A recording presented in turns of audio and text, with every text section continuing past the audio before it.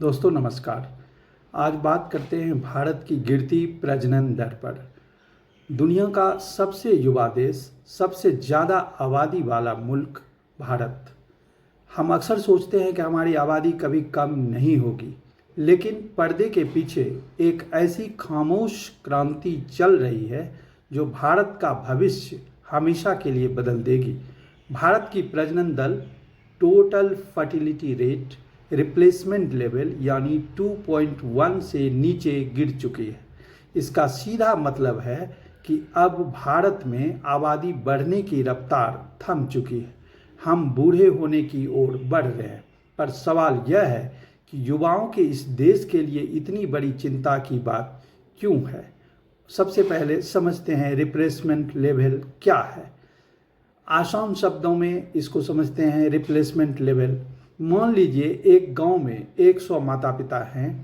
अगर वो सब मिलकर भविष्य में सिर्फ 100 बच्चों को ही जन्म दें तो आगे चलकर उस गांव की आबादी उतनी ही रहेगी, बढ़ेगी नहीं।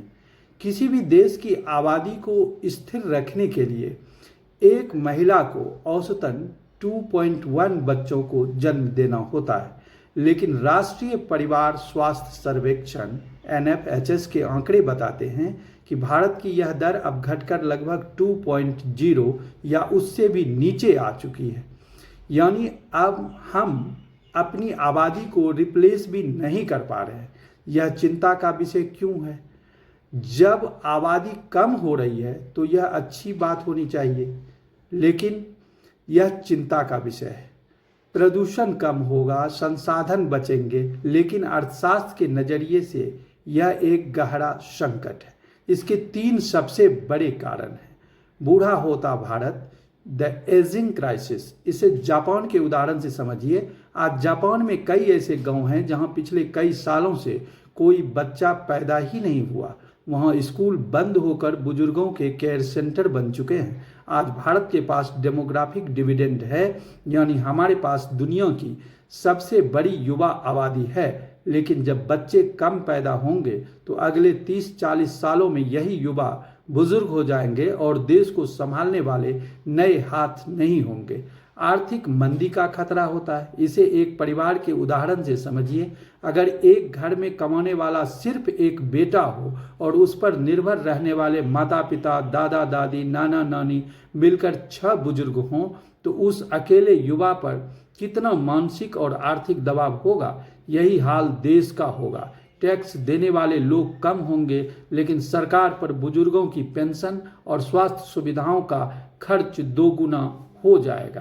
क्षेत्रीय असंतुलन भी बढ़ेगा। भारत में यह गिरावट हर जगह एक जैसी नहीं है। सिक्किम में 1.1, गोवा जैसे राज्यों की प्रजनन दर आज यूक्रेन या इटली जैसे देशों से भी कम हो चुकी है, जबकि बिहार 2.98 और यूपी में यह अब भी ऊपर है।